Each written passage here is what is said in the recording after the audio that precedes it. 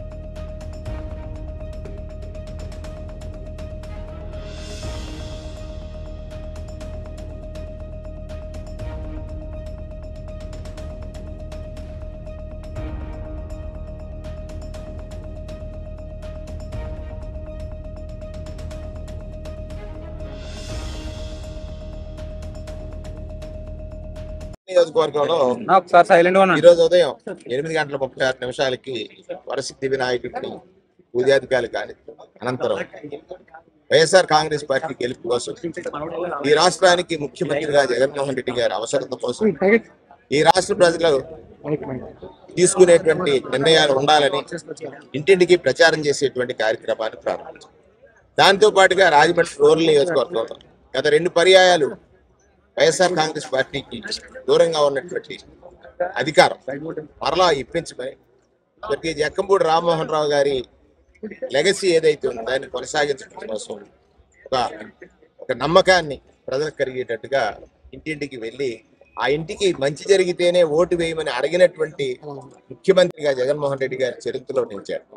మేము అడగకుండానే మంచి జరిగిందా అమ్మ అని మేము అడగక్కర్లేదు, మాకు ఈ మంచి జరిగింది ఓటు వేస్తామని ప్రజాస్పందన చూసిన తర్వాత ఈ నియోజకవర్గంలో అంటే రూరల్ నియోజకవర్గంలో రాజమండ్రి రూరల్ నియోజకవర్గంలో వైఎస్ఆర్ కాంగ్రెస్ పార్టీ జెండా ఎగరడం సత్యమైనటువంటి విషయాన్ని గ్రహించడం జరిగింది. నాతో పాటుగా పార్లమెంట్ అభ్యర్థి అయినటువంటి శ్రీనివాస్ గారు, పెద్దలు గతంలో సుదీర్ఘంగా 2 పర్యాయాలు పోటీ చేసి ఈ డిసిసిబి బ్యాంక్ చైర్మన్ గా ఉన్నటువంటి ఆకుల వీర్రాజు గారు, అలాగే కొంతకాలం కోఆర్డినేటర్ గా ఇవాళ గ్రీన్ కార్పొరేషన్ చైర్మన్ గా ఉన్నటువంటి చంద్ర నరేష్ గారు, దుర్గాల బాబు గారు, అలాగే చాలా మంది శర్మిలారెడ్డి గారు, ఇప్పుడే హౌసింగ్ కార్పొరేషన్ చైర్మన్ గా ఉన్నటువంటి శర్మిలారెడ్డి గారు, వీరందరూ కూడా ప్రచారంలో పాల్గొనడం జరిగింది.